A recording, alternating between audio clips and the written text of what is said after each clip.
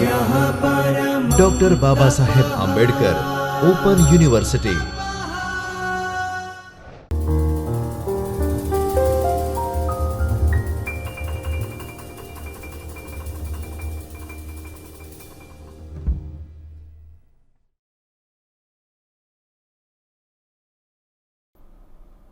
Hello friends, welcome to the SYBA course at Babasaheb Ambedkar Open University. I, Dr. Divya Shah, welcome you all from Chaitanya Studio, and today we are going to discuss the novel Animal Farm, which is part of your paper entitled as Study of the Form of Novel. First, let's understand our today's journey in this lecture. Talking about their time in brief, we will get the introduction of George Orwell and his literary life. Following it, we will understand the novel Animal Farm, its plot, characterization, and at the end conclude with this novel as a political allegory. Let's begin with the age first. Orwell falls into the time period of post-World War II, a time period when the world had moved into the atomic age with the dropping of bombs on Hiroshima and Nagasaki in 1945, a period with the constant threat of world being come to an end at any time till the end of so-called Cold War between the communist countries and the West in the late 1980s. The end of two world wars finally forced upon Great Britain a reassessment of its place in the world. The decline in the influence of the country's power is visible in the popularity of the term literatures in English is now often preferred to English literature. The literature of this age is marked by sense of absurdity, of existential futility, and so on. George Orwell, whose real name was Eric Blair, and George Orwell was one of the several pseudonyms that he suggested, but it does have a particularly appropriate English flavor which suits his work. Orwell is the name of an English river, and George is England's patron saint. He was born on 25th June 1903 in Motihari, Bengal, when his father was in the Indian Civil Service. And it was here that he spent his earliest years. When he was 4, the family returned back to England to settle at Henley-on-Thames, a popular place for returning colonial, but Orwell's father, having settled his family, returned to India until he retired some years later. In his essay, Why I Write, Orwell mentioned that his lonely childhood led him to the world of talking up stories and holding conversations with imaginary persons. During his school days, one of his teachers was Aldous Huxley. He left his education and continued his family tradition and went back to Burma in 1922 as Assistant District Superintendent in the Indian Imperial Police. Later, he realizes the colonial government's intention against the country and left his job. His novel, Burmese Days, and in 2 brilliant autobiographical sketches such as Shooting an Elephant and A Hanging, he narrates his experiences during the stay at Burma.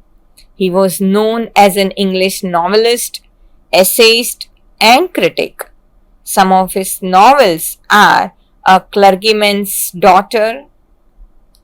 Another one was Keep the Espidistra Flying, which was published in 1935 and 1936. One more was Animal Farm, which we are going to study today and which was published in 1945, and one more was 1984, which was published in 1949. His periodical declaration and transformation, first as an anarchist to socialist, is interesting in terms of production of his literary works.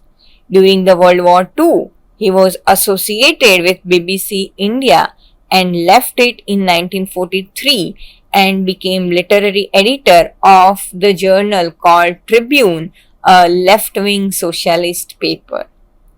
Orwell is probably best known throughout the world as a political satirist, his allegory Animal Farm having been translated into over 40 languages. Animal Farm is a modern fable about the Russian Revolution and a morality tale about what happens when the oppressed remove their oppressor. Though Animal Farm can be read as Orwell's allegory for all revolutions, it is most specifically a critique of the Russian Revolution. From the fall of Nicholas II to Stalin's rise, through the forced collectivization of the early 1930s and the Great Purge trials, and all the way to Russia's struggle with Germany and its alliance with the Allies. The story of Animal Farm begins at Manor Farm.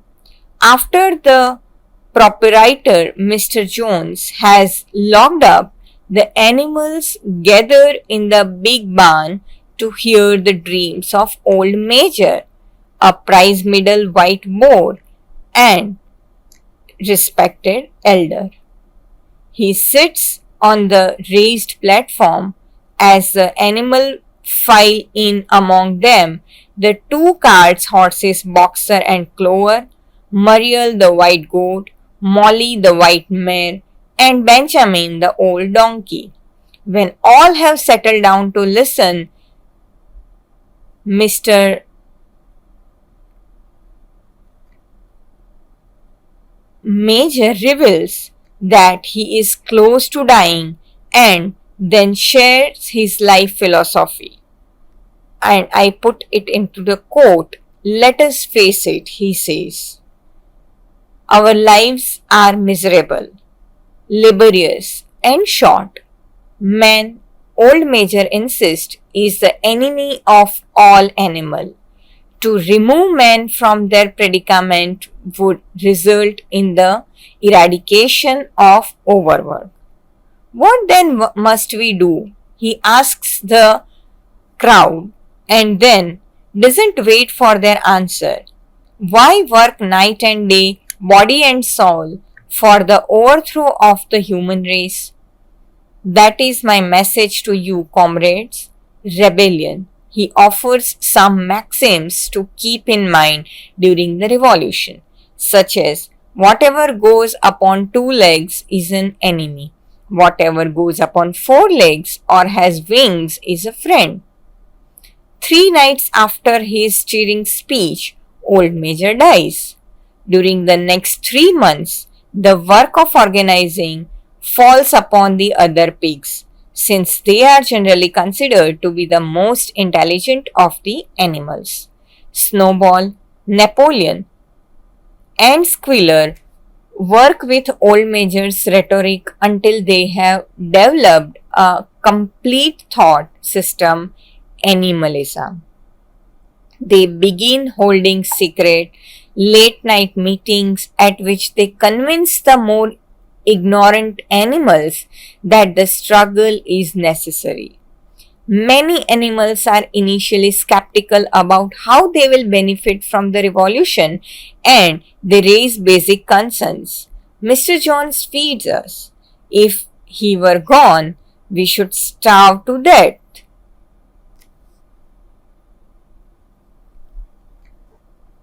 Mr. Jones, the owner, sinks into an economic decline.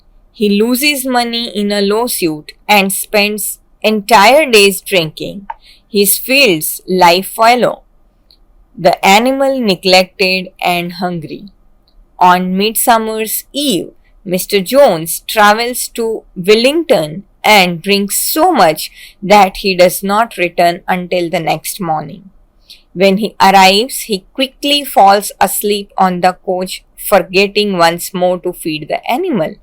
In a fit of frustration, one of the cows kicks open the feed storehouse door, which prompts Mr. Jones and his 4 men to whip all the hungry, searching animals that enter. Suddenly and with the one accord, the animals attacked their masters and shook the men flee.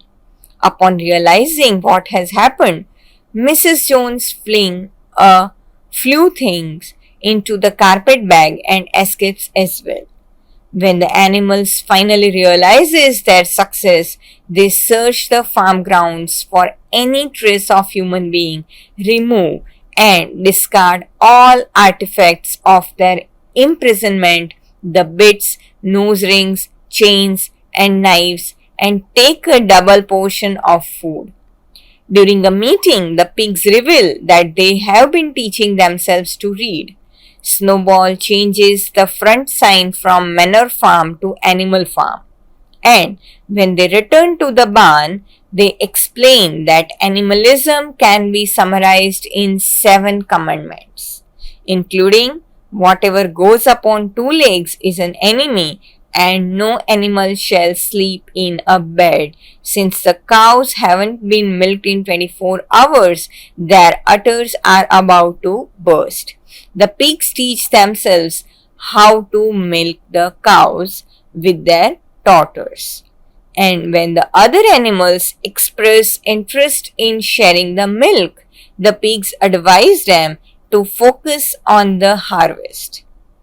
With the animals' toil and sweat and the pigs' supervision, they complete the harvest more quickly than Jones, and the summer continues in this productive manner. Boxer bears the brunt of the work. He asks to be awakened a half hour before the others and adopts "I will work harder" as his personal motto. Some of the other animals, however, don't have such favorable reactions to this new regime. Molly shrinks her responsibilities often, leaving work early because of a stone in her foot, and Benjamin, the oldest member of the farm, seems cynical about the success of this rebellion. The animals decide not to work on Sundays, reserving the day for ritual and commemorative ceremony. Every Sunday, the flag is raised, the week is planned out, and resolutions are offered. Raiding Mr. John's abandoned liberty Raiding Mr. John's abandoned library, the pigs study blacksmithing, carpeting, and other industrial arts. Snowball organizes committees censor to ensure productivity.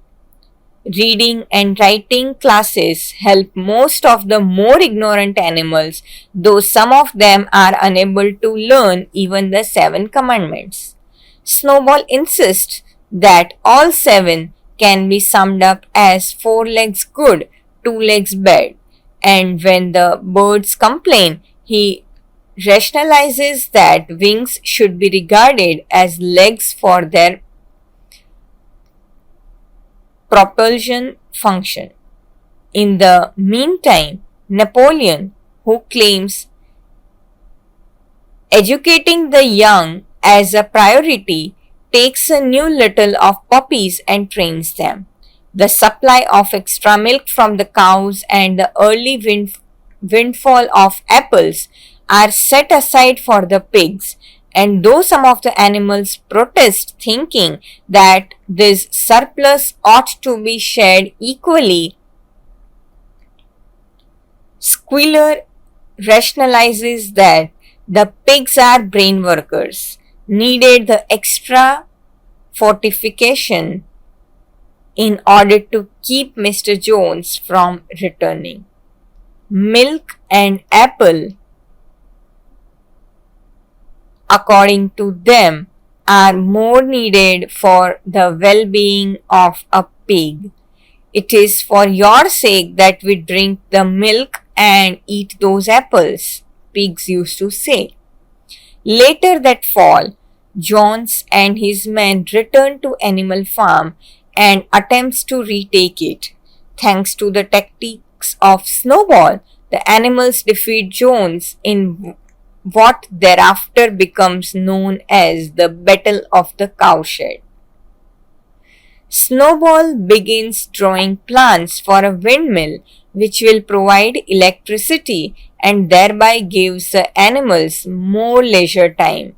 But Napoleon vehemently opposes such a plan on the grounds that building the windmill will allow them less time for producing food. On the Sunday that the pigs offer the windmill to the animals for a vote, Napoleon summons a pack of ferocious dogs who chase Snowball off the farm forever. Napoleon announces that there will be no further debates. He also tells them that the windmill will be built after all and lies that it was his own idea stolen by Snowball. For the rest of the novel, Napoleon uses Snowball as a scapegoat on whom he blames all of the animals' hardships. Much of the next year is spent building the windmill. Boxer, an incredibly strong horse, proves himself to be the most valuable animal in this endeavor. Jones, meanwhile, forsakes the farm and moves to another part of the country. Contrary to the principles of animalism, Napoleon hires a solicitor and begins trading with neighboring farms. When a storm topples the half-finished windmill, Napoleon predictably blames Snowball and orders the animal to begin rebuilding it. Napoleon's lust for power increases to the point where he becomes a totalitarian director, forcing confessions from innocent animals and having the dogs kill them in front of the entire farm among the all animals. He and the pigs move into John's house and begin sleeping beds, which Squealer excuses with his brand of twisted logic. The animals receive less and less food while the pigs grow fatter. After the windmill is completed in August, Napoleon sells a pile of timber to Frederick, a neighboring farmer, who pays for it with forged banknotes. Frederick and his men attack the farm and explode the windmill but are eventually defeated. As more of the 7 commandments of animalism are broken by the pigs, the language of the commandments is revised.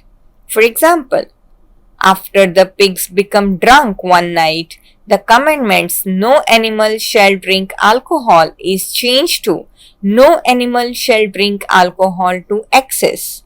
Boxer, the horse, again offers his strength to help build a new windmill, but when he collapses exhausted, Napoleon sells the devoted horse to a knacker, a glue boiler.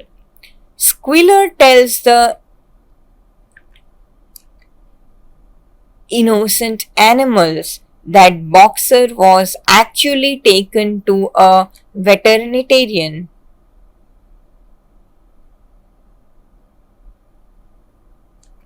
and dies a peaceful death in a hospital, a tale that the poor animals believe. Years pass and Animal Farm expands its boundaries after Napoleon purchases 2 fields from another neighboring farmer, Pilkington. Life for all the animals except the pigs is harsh now. Eventually, the pigs begin walking on their hind legs and take on many other qualities of their former human oppressor. The seven commandments are reduced to a single law. All animals are equal, but some of are more equal than others. The novel ends with Pilkington sharing drinks with the pigs in John's house. Napoleon changes the name of the farm back to Manor Farm and quarrels with Pilkington during a card game in which both of them try to play Ace of Splends. As other animals watch this scene from outside the window, they cannot tell the pigs are different from the humans. So, friends, this was the plot of the novel called Animal Farm. The important thing we have discussed about in the plot, and now we are going to discuss in the next lecture about the characters, the novel as an allegory, and why this was very important and part of the canonical writing in English literature. So, I hope all of you are well and enjoying your study. Take care, and we will see you in the next lecture. Goodbye. स्वाध्यायः परः